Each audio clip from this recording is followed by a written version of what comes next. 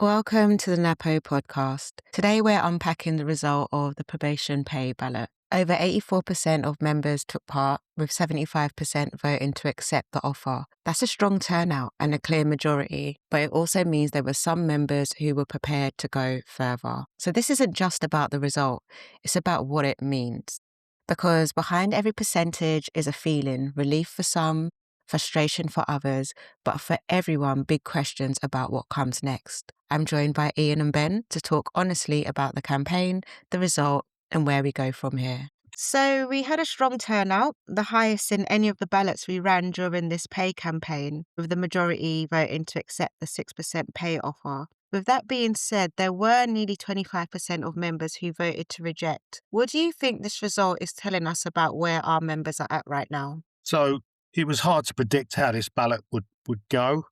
Your member meetings, certainly early on, were pretty evenly spread in terms of those suggesting we push on with the campaign and those arguing that maybe the right thing to do was settle.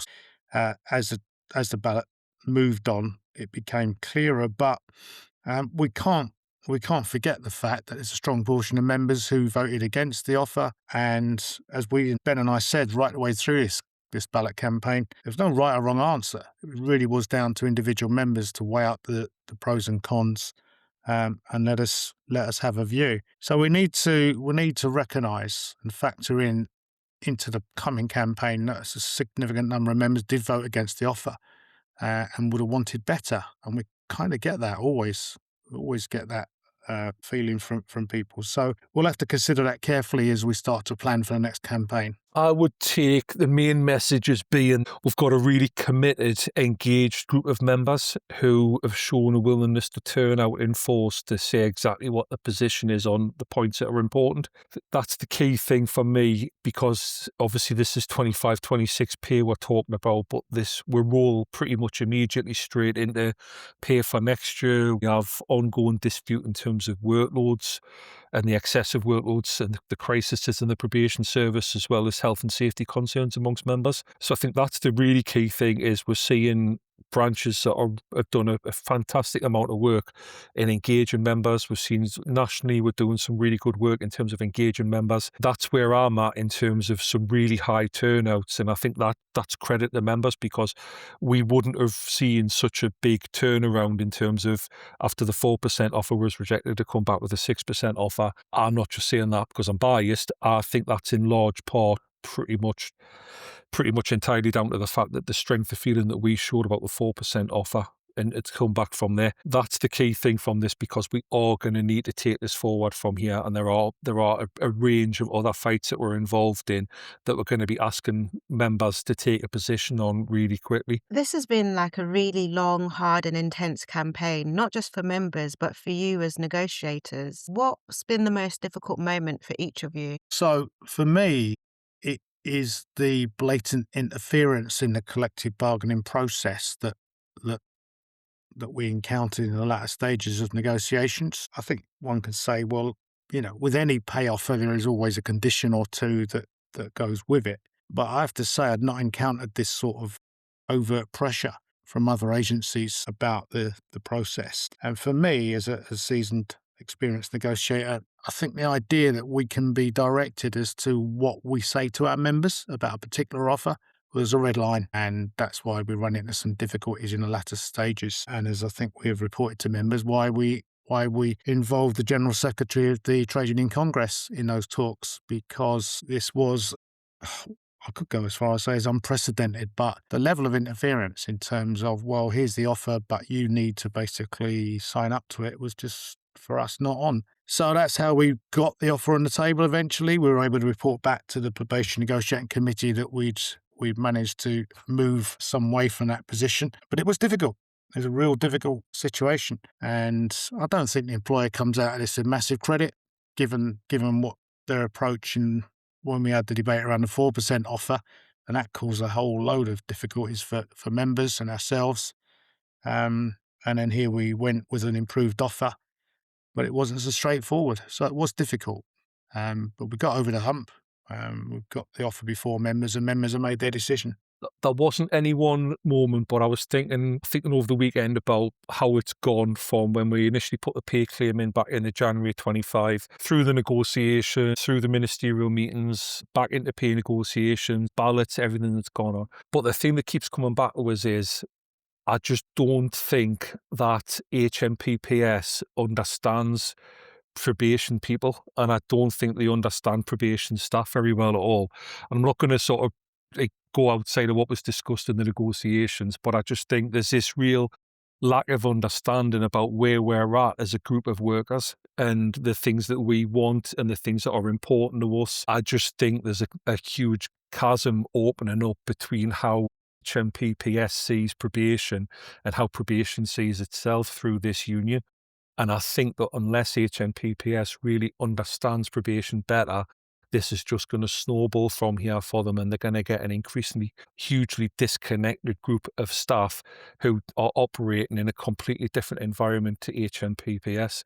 I don't know how, as an employer, you sustain that long term without further impact on industrial relations, without further impact on staff retention, all of those sort of things. I think that HMPPS need to change course quite drastically as to how they see probation people, how they deal with probation people, and their understanding of what we want, because at the minute, we're not even on different pages, we're not even in the same library. So from the members' meetings that we had and comments that come into HQ, we know that there's very strong feelings on either side of the vote. How important is it for everyone to get back on the same page as we get ready to move forward into the next round of negotiations? The first point I'd make is that had the result been different and had we had a reversal of the percentages for and against, and Ben and I would be sitting here asking members to respect that result, whatever view they took, and support their trade union because a democratic process has taken place. So that's an obvious starting point. But again, as I said earlier, you can't underestimate the strength of feeling that a significant number of members have about where we got to and how we got there and why they felt it was worth pushing on with a campaign to try and secure more money in this pay offer. But that's exactly what we did. We tried very hard to secure more money on top of the 6% that came on board because we were directed to go back by the probation negotiating committee and seek an 8% increase. We just couldn't get that. The government weren't prepared to entertain that. We were where we were, but we can't discount the fact that some members are still unhappy. But I guess the decision that members were being asked to make was, well, if you believe that, how much time were you prepared to invest and how much pain were you prepared to endure to push on with a sustained campaign of industrial action to try and wrest more money out of the government, effectively? Because that's where the money came from. It didn't come from the employer having it stashed in their back pocket. It came from a political decision. And it was the strength, as Ben has said, the strength of the members' ballot to reject 4% that got the government back to the table through the employer. So let's not do ourselves down in terms of what we have achieved without getting too excited. We'd have loved to get more, but we couldn't. But I think what we need to do now is recognise that vote has taken place and focus very firmly on the pay agenda going forward and not forget the other part of our trade dispute, which is that we have a workloads dispute running with the employer. They have signally failed to offer anything tangible within the last 2 years since we arranged that workloads dispute and refreshed it again. They need to do better because they have, as Ben has said quite rightly, a very disaffected workforce who are not happy at how they've been treated. Even those people who voted to accept the offer, I'm not reading that they're happy with life at all. They've made the decision that at this present time, that's an offer they're prepared to accept. But we know from the feedback we get regularly, and our meetings with members have been quite magnificent in this ballot, and the last one, I have to say, in terms of engagement, that a lot of people are still very unhappy with the employer. To answer the question, how important is it? It's absolutely vital that we get back on to dealing with the issues that are there. What was said throughout this was that everybody's going to have individual reasons for voting it the way that they did. I had my own individual reasons for voting to reject the pay offer. I did that because of my financial circumstances and everything else that went with it. I'm very well aware that I'm in an extremely fortunate position in terms of my financial position. I also thought that I could manage to see through at least several months of a strike action and working a contract and all those kind of things. I fully appreciate that there were lots of people who did not think that 6% was enough but voted to accept it because they couldn't do that. There were lots of people who voted to accept it because it was enough and they were satisfied with that 6%. That's a long-winded way of saying everybody's got their individual reasons for voting in the way they voted. We're a democratic trade union. The bottom line is we've done that. We've had that argument. We've had that discussion. We've voted, and that's the position. I think we need to be really careful as a union that we don't turn this into a loss, where it's actually been really important, the work that members have done, and there have been a significant level of benefit gotten by the work that members have done in terms of getting this 6% offer and actually accepting it. And I do think that Napo was led in doing that. Would I wanted them to have done more? Of course I do. It's the pay claim was 12%. We weren't able to do that this year, and members have voted to accept the 6% offer. There are massive challenges coming. There's the workloads dispute, and there's also we're going straight into probation pay for next year. If we get into this argument about you didn't vote in the way the vote didn't go in the way I wanted it to, or I'm not happy with particular things that came out of the vote, I'm not necessarily sure that's constructive. If people have got comments, concerns, they want to offer some constructive criticism, then definitely have that discussion. Have that discussion in your branch meetings. Have that discussion with me and Ian and contact us directly. We want to hear those kind of constructive points. I would more want to look at where we go from here. And if there's things that we did really well, if there's things we could have done better, then let's have that discussion and move on from there. But that has to be a conversation. We don't have the time, and we're going to lose something as a movement if we're getting into discussions around and it becomes sort of arguing over, I wish things had gone differently or I wish things had been done differently. Fair enough. But we need to move forward now, and there's some really important things coming in the next days, never mind months, days and weeks, that we need to have members on board and engaged in. I think everyone is keen to have a speedy conclusion to this year's negotiations. I'm assuming even HMPPS and ministers wouldn't want a repeat of what we just went through. How confident are you that lessons have been learned on their end and we can get this wrapped up pretty quickly? Well, all of us, and I think I can say safely from feedback we've had from the employer and government ministers, that this was an appallingly long process. I mean, it's the worst I've ever seen of its kind, certainly in my long career, and it caused chaos, frankly, and caused further discontent amongst staff who felt extraordinarily let down. Ben and I felt we were let down following the meeting we had with the then Lord Chancellor in the summer, just before we launched that first ballot, which sought authority from members to move to industrial action. We tried everything. We even said we'd suspend the ballot if the Lord Chancellor could come back with an improved offer. Sorry, come back with an offer, because at that stage we hadn't got an offer. But nothing happened. It just fell into a void, and we were left with no option but to go to the ballot. But even then, even after that result, where we just fell short of the threshold, it dragged on. The whole process just dragged on and on and on. And understandably, members were venting their ire on us. Why aren't you getting an offer on the table? Well, I'm trying my best. We're trying our best here. But politically, there was just so much inertia. It just soured the atmosphere completely. And it's no way to do business, frankly, if I'm being honest. We should have a claim submitted, which we'll be doing in fairly short order. We should have early discussion about how that's shaping up, what the employer's initial response may be. And then when the government gets their pay remit, when the government issues the pay remit, I should say, then we get into substantive talks. And it ought not then to take months. So this is a pretty straightforward process, really. We submit a claim, they tell us what they can afford, and we chew the fat over that. That's time-honoured tradition. Why it takes so long is anyone's guess. I guess the government had its reasons for delaying matters. For life for me, I don't think we'll ever quite find out.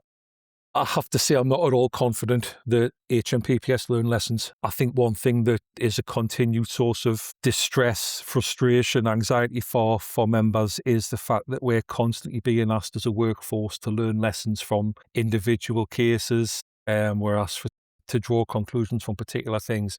I do not see that level of professional curiosity or reflection taking place in HMPPS or ministers around what they could do differently and how they could move things forward. What I am confident in is that if they don't progress things quickly, then we'll make ourselves available to have those discussions on the pay claim. We'll get into negotiations. And I think in short order, we need to be prepared as a union, as if negotiations are going nowhere, to come back out and ballot and do that quickly. If you think that they're messing us around, if you think that they're not learning these lessons, if they're not doing these things, then we have got things that we control. We control responding to ballots. We control being engaged as members in our branches. We control taking part in national roles and going to AGM and doing all those things.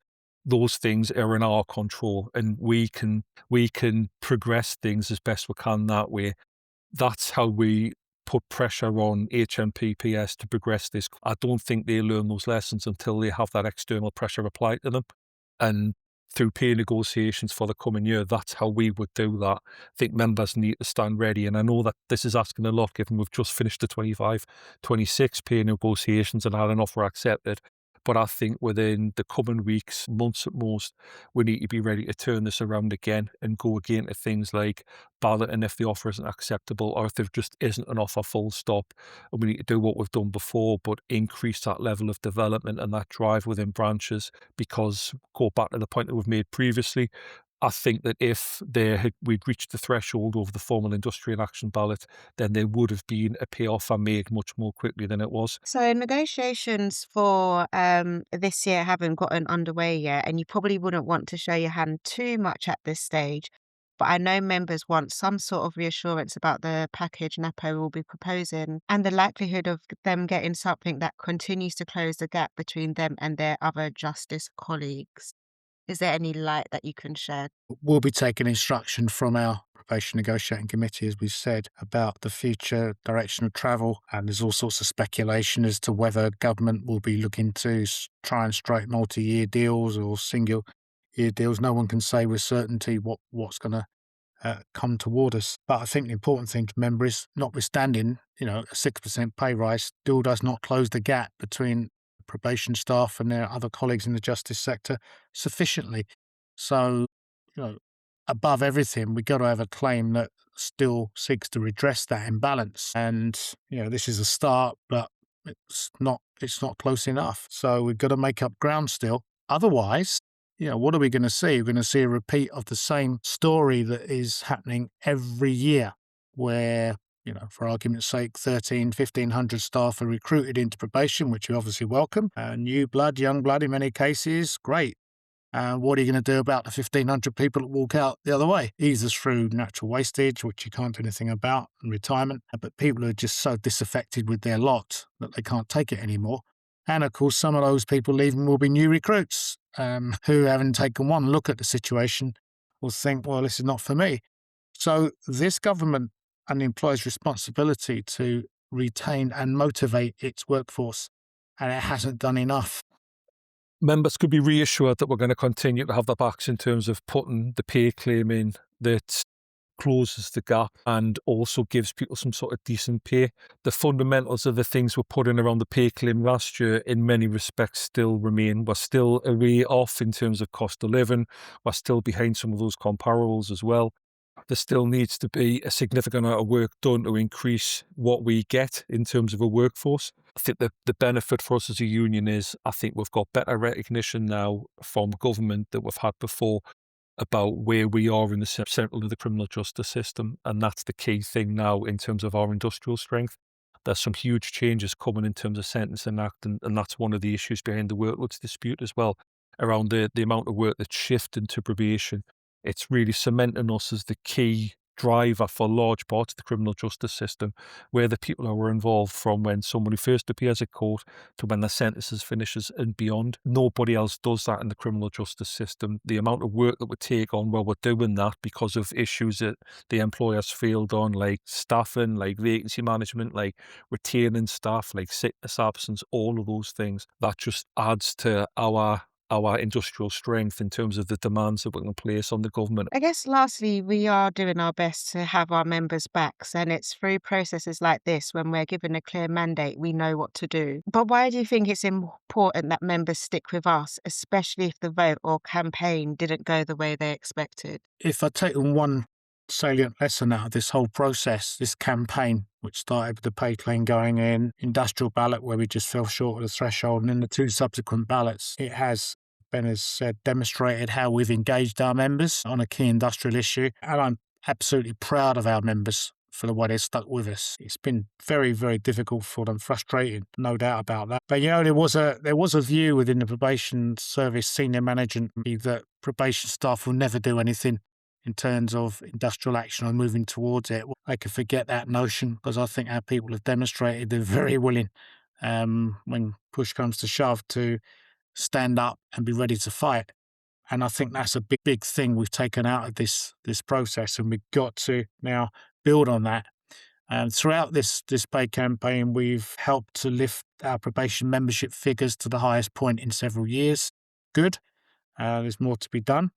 And I hope if members listen to this, they pass it on to people who are not yet in the trade union, to make their minds up, because we've shown through our energy and the members' commitment that we can engage new members, sign them up and get them actively involved in the campaign. So it's been a lot of positives from this. And I would urge all our members, irrespective of the views you hold about whether the offer was right for you or not, to recognise that what we have done together is quite remarkable.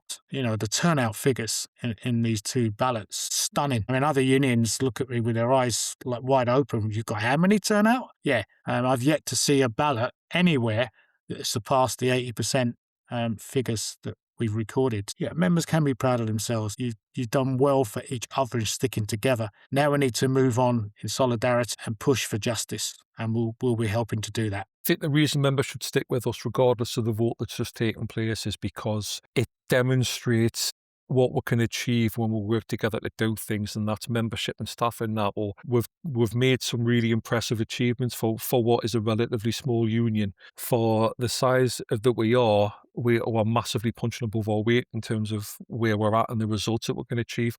And that's down to day-to-day work by people in branches, by national officers and officials, and by staff group as well in Napo.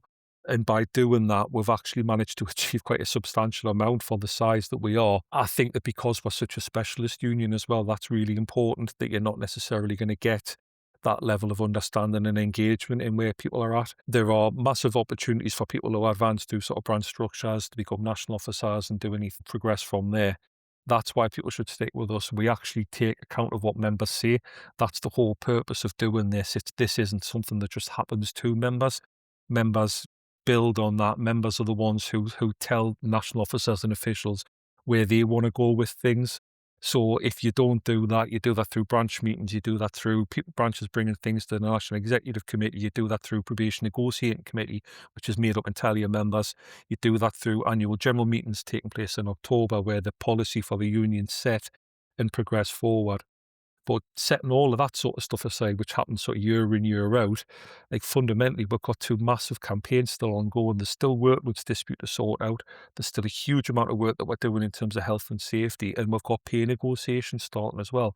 If you think about the three things that in most offices or most work sites for probation across England and Wales, what are the three biggies? It's pay, it's workloads, it's health and safety.